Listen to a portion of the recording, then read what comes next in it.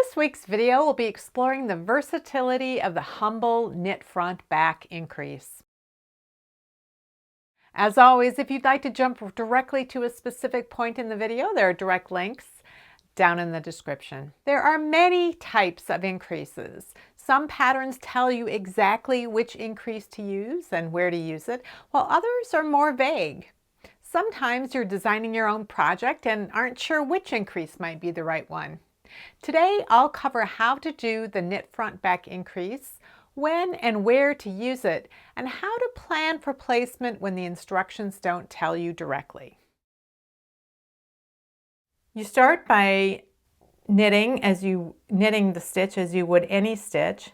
After you pull the new loop of yarn through, you have the new stitch on the right hand needle and the old stitch is still on the left hand needle. We want to leave that old stitch on the needle. I'm going to drop this yarn just so you can see what I'm doing next. You're going to swing the tip of the needle around to the back so that you can knit through the back of this stitch. So I'll show you from behind. You're coming through this way. You're coming through the center of the stitch. You're going out between these two stitches through the back of the stitch. And then you're going to knit it a second time. So you wrap or pick the yarn a second time and pull it through again. So the result is you have a knit stitch and then you have this increase stitch which looks like a little purl bump under the needle. That bump actually wraps around to the back. So on both sides of the work, this new stitch looks like a purl stitch. I'll do another one. So again, we start by knitting the stitch through the front as we do normally. You pull the new loop through, but instead of letting the old stitch fall off the needle, you swing the tip of the right hand needle around to the back so that you can enter through the back this way. So you're going through between the two legs of the stitch, the one going over the front and the one going over the back of the needle, and you're pointing through the back like that. And then you knit it again, pulling the second stitch through that loop. I'll do one more, and this time I'll hold the yarn in my right hand in case that makes a difference for you. So you begin by knitting the first stitch, you leave it on the needle, swing the tip around to the back so that you can go through. You can see this tip exits between the two stitches that are on the needle, and then you wrap just as for knitting a stitch and pull it back through. I'll do one more. So you knit through the front like you would normally, and then you go through the back. Now, some people get confused about how, after they wrap the yarn around, how they come back through. It's like any knit or purl stitch. The way that you insert the needle through the stitch is the way that you come back out. So you have to go back out the way you came in. So if you're a little confused about that, you can practice in and out a few times before you wrap the yarn and pull it through. So at this point, I believe I have 4 increases here. Yes, I've got one right here, one right here, the little purl bump looking thing, another here, and another here. I'm going to work a few rows of stockinette so you can see what it ends up looking like after a few rows. So I've worked 2 more rows after this, so you can see the original column of, there's an original column of knit stitches here and an original column of knit stitches here. And when I worked the front back in this stitch, I still retained the knit stitch, and the new stitch, the knit through the back, created this new column of stitches with this bump at its base. Now, if you need to do multiple increases across a row and you're working in a solid stockinette fabric like I am here, this may not be your first choice of increases because it does tend to be quite visible.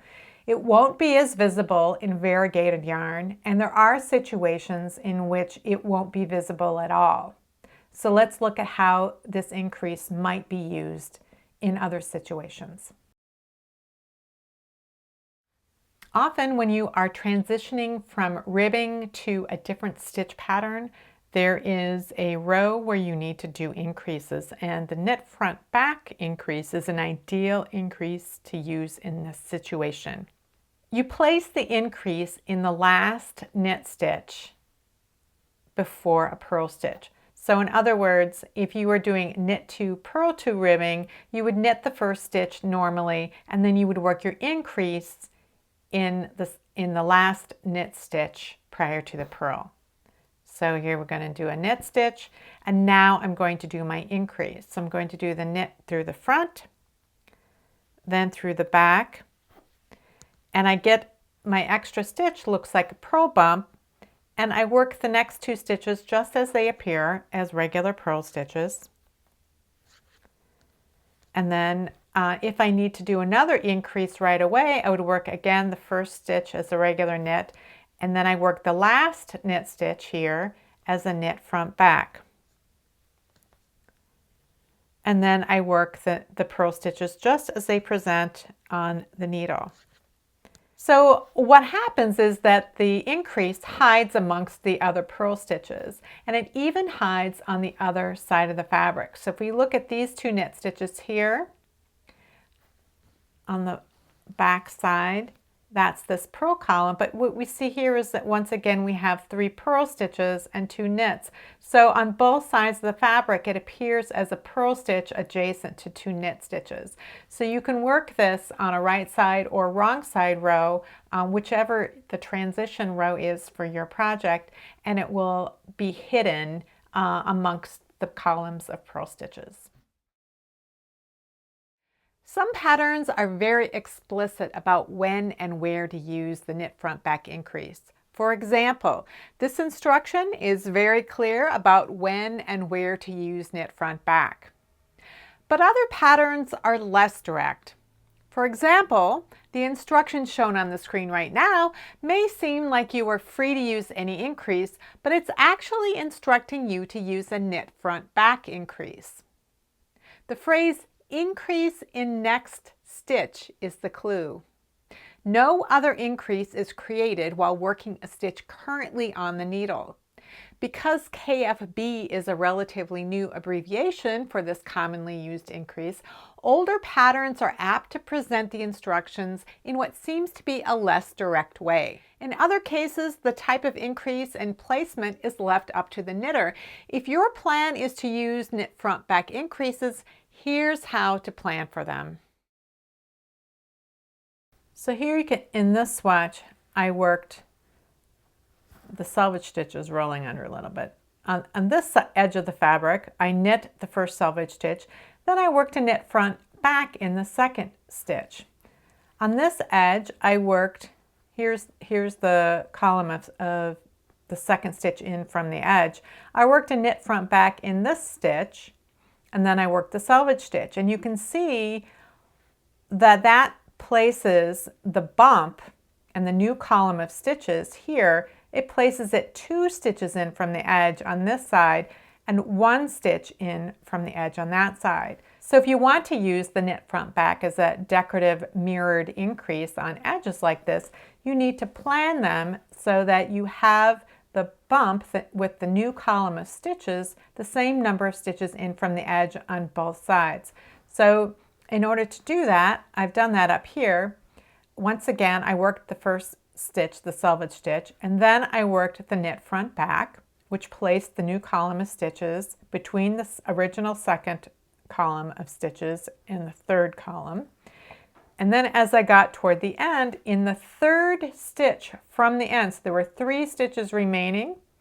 In that third stitch from the end, I worked a knit front back, and then I worked the last 2 stitches of the row. So that placed the new column of stitches again between the second and third stitches in. So you have to think a little bit about how you're going to plan your increases if you want something with some symmetry like this. As you can see, there are many uses for the knit front back increase, and like all knitting techniques, this technique is ideal in some situations, but maybe less ideal in others. If you're unsure about whether to use knit front back in your project, map out the increased locations to help visualize placement, and then knit a small swatch to see how it will look in your specific project and yarn combination. If you have any comments or questions about today's video or suggestions for videos you'd like to see in the future, you can leave those down in the comments below, or you can join the discussion in my Ravelry group, Rocks, and there's a link to that down in the description box below. I upload 2 new videos every week. In addition to my Technique Tuesday videos, you might enjoy Casual Fridays, which are longer podcast-style videos in which I talk about knitting and knitting-related things without demonstrating a specific technique. If you haven't already subscribed to my channel, I'd love it if you would. You can click up here. Thanks for watching, and I'll see you next week.